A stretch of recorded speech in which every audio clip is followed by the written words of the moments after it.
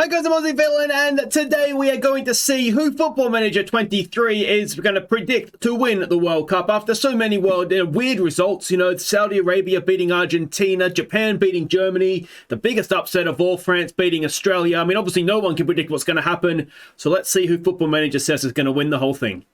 Alright, so let's see how this group stage is getting on now. Annoyingly, the games aren't in the same order, but, and I've clicked a little bit too far ahead here, so it's a good start. But anyway, Netherlands beat Qatar, which is fair enough, and Ecuador beat Senegal. Second round of games, Qatar and Senegal drew. Netherlands smacked Ecuador, if we're honest with ourselves on that one. So, Netherlands are through, which I don't think that's controversial to say, is it? Ecuador, though, they're going to have a final game against Qatar. Now, we know in real life that Ecuador won that, and if they can repeat that, then they're going to find themselves through to the knockout round. If we go and have a look at Group B, which is, of course, England's group. Now, we can see that Wales and Iran had a 0-0 draw, a 91st minute goal for England over the US. England, with then what will be a very popular result around the UK, have beaten Wales, and that's the only, the three second games that we've seen. So England are effectively through, you would say, and then there's going to be a final war with Iran-US. It's a grudge match. And, well, if Iran can win that, they'll put themselves in a very good position. Let's go to Group C. And a little bit of revenge for Argentina. 6-0 against Saudi Arabia. That almost shows how much of an upset that was, doesn't it? And a 1-1 draw between Poland and Mexico. So that's more or less, although Lewandowski apparently in FM can score a penalty. If we go and have a look at Group D. And, well, some disappointing results here. France have smacked Denmark 5-1. And Tunisia 3-1 over Australia after Australia went 1-0 up. I think we can just about say that's the end of Australia's tournament. If we go to Group E. So Japan, I mean, it's not just in real life. They've beaten Spain 3-1, Germany 4-0 over Costa Rica. So Japan absolutely flying here. Down to Group F we go. Belgium beat Canada. Now, at the time of recording, this game has not taken place yet. So let's hope that that's not an omen for the Canadians. And Croatia gets the win over Morocco. Of course, in real life, that finished scoreless. Down to Group G, where Serbia beat Switzerland and Brazil smacked Cameroon. And the final group, Group H, Portugal 3-0 over South Korea, and Uruguay and Ghana playing out a 1-1 draw. Now, that is, of course, a little bit of a grudge match if we go all the way back to South Africa, isn't it? So there we go. Let's go and finish the second round of games in the group stage. And we can pick up where we left off at Group B. And, well, USA 4, Iran 1. I'm going to say that is a bit of an upset. So it's the US going into the final group game. They will they will face Wales. England will play Iran. And you would fancy, I think, wouldn't you, that USA and England, who are already through, would progress from there. If we go to Group C. And Group C, we can see Poland 1-0 over Argentina, Mexico 3-0 over Saudi Arabia. So all to play for there, though Saudi Arabia is done. And it's Argentina-Mexico, and that is going to be a very big, very good, I would suggest, match to see who gets through. Poland would fancy themselves, though, against Saudi Arabia. Let's go to Group D. Now, there we go. This is more like it. France won, Australia won. Mobile with an 86-minute equaliser. Denmark have beaten Tunisia. So Australia has kept themselves alive. They will face Denmark in the final game. Tunisia, France. And, well, it is, as I say, it's all to play for there. We need... From an Australian point of view, we need France to win. And then if we beat Denmark, goal difference, it won't matter. So just win. Just win, and I hope France wins as well. Group E, Germany 0, Spain 0, puts the Spanish in massive, massive trouble. Japan has beaten Costa Rica 3-0. So it means final group game there. It's going to be Germany versus Japan and Spain versus Costa Rica. Now, if Germany and Japan want to get together here, a draw will see them both through. But Japan has already qualified from the group. Down to Group F, and we have Belgium 2, Croatia 0, Morocco and Canada drawing 3-3, and 93rd minute equaliser for Morocco. So it's looking as though it's going to be Belgium, who are already through, and then Croatia to join them as they face Canada. But if Canada can win, then they will still have a chance, or to play for in Group F. Group G, Switzerland has beaten Cameroon and Brazil has beaten Serbia, and that leaves the group Brazil not mathematically through, but more or less through as they face Switzerland, and Serbia will have to face Cameroon. So I guess if Serbia and Switzerland both win, then there is a theory there or a way that Brazil could go out, but you imagine it's going to come down to goal difference between Serbia and Brazil, and given who they're playing, I think we'll back Serbia on that one.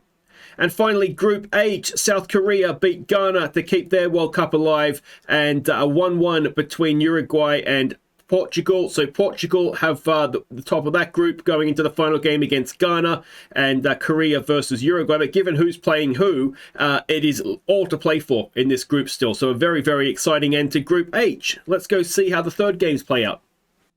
And let's start with Group A, where Netherlands and Ecuador go through. 2-1, Ecuador beat Qatar. Senegal actually beat the Netherlands, but it wasn't enough for Senegal to go through. So that's the teams progressing from Group A. From Group B, England 2-0 over Iran. The USA 3-0 over Wales. So it is England and the US that go through quite comfortably in the end there. Group C, and Argentina beat Mexico with 10 men as well. Poland beat Saudi Arabia, so it is Poland and Argentina that go through. Mexico, the team going out there. Group D, a 2-2 draw at 93rd minute equaliser for us Socceroos. Not enough though. I tell you what, I'd take 2 draws and a loss out of this World Cup for us. And it's France beating Tunisia, so perhaps predictably France go through ahead of Denmark in Group D. Group E, it's a 1-1 draw between Japan and Germany, a 90th minute equaliser for Germany. Spain beat Costa Rica, meaning Japan and Germany are the two that go through. Like I say, if they came to an agreement at 1-1, that could go through for them, and it is. So Spain are a big team eliminated. Group F, and Croatia beat Canada 3-0. A 1-1 between Belgium and Morocco means, again, maybe predictably, it is Belgium and Croatia that go through relatively comfortably. Group G, and it's 0-0s all round, and it is Brazil and Serbia that will go through in that one. Not quite sure how how they gotten through. It must be on goals scored, because goal difference is level. Goals for, no, that's all the same. So it's alphabetical order. I don't know how Serbia's gotten through there. Maybe yellow cards. And finally, Group H, where Portugal have beaten Ghana. It's a goal fest, South Korea over Uruguay, both teams finishing with 10 men, meaning that Portugal qualify ahead of South Korea, and Uruguay and Ghana are the two that are going home. So that gives us our round of 16, otherwise known as the second round, of course. And we can see Netherlands will face the US, Poland versus Denmark, England versus Ecuador, Argentina, France, Croatia, Japan, Brazil, South Korea, Belgium, Germany, Serbia, Portugal. Let's see how they play out. All right, so we can see Netherlands over the US 3-1, Poland on penalties over Denmark, England 4, Ecuador 1, France 3-0 over Argentina, Croatia 3-1 over Japan. Given how Japan played, maybe a bit of an upset there. Extra time it took Brazil to get past South Korea, Belgium 3, Germany 0, and it's extra time Portugal over Serbia, bringing us to the quarterfinal stage. And we can see them here, Netherlands, Poland, it's Brazil, Croatia, it is England, France, and it is Portugal, Belgium. Let's see how these play out. And we can see Netherlands 3, Poland 2, Brazil 4, Croatia 2. That'd be a good one, wouldn't it? France 1-0 over England, and extra time again. Portugal won extra time in the last round too, didn't they? Over Belgium this time. And that gives us some cracking semi-finals, because we've got Netherlands versus Brazil and France versus Portugal. Mbappe versus Ronaldo, the past versus the present. Let's see what wins out.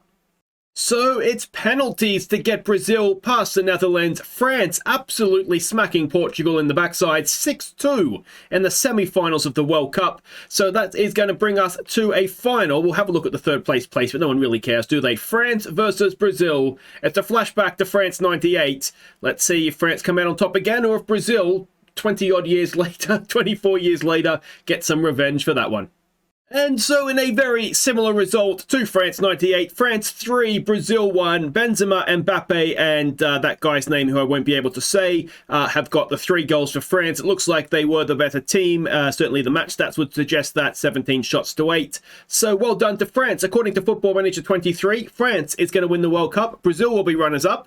And third place, because we all care a little bit, is it's Portugal 3, Netherlands 0. So Portugal will win the third place. Mbappe wins the Golden Boot ahead of Depay and Calvert-Lewin. I don't think he's going to do that somehow in real life. Mbappe with the highest average match rating. João Felix for Portugal, along with Koundé and Benzema with assists. And what else is important here? Diogo Costa, with clean sheets for Portugal. And yellow cards, Theo Hernandez leads the way there. So there we go. That is what FM thinks is going to happen in the World Cup. Let me know what you think is going to happen. And if you want to see a little bit more of me, why not join me for a season at Aston Villa or in Iceland, where we're going to try and win the Champions League. And that is going to be even tougher than watching Australia try to win the World Cup. Take care.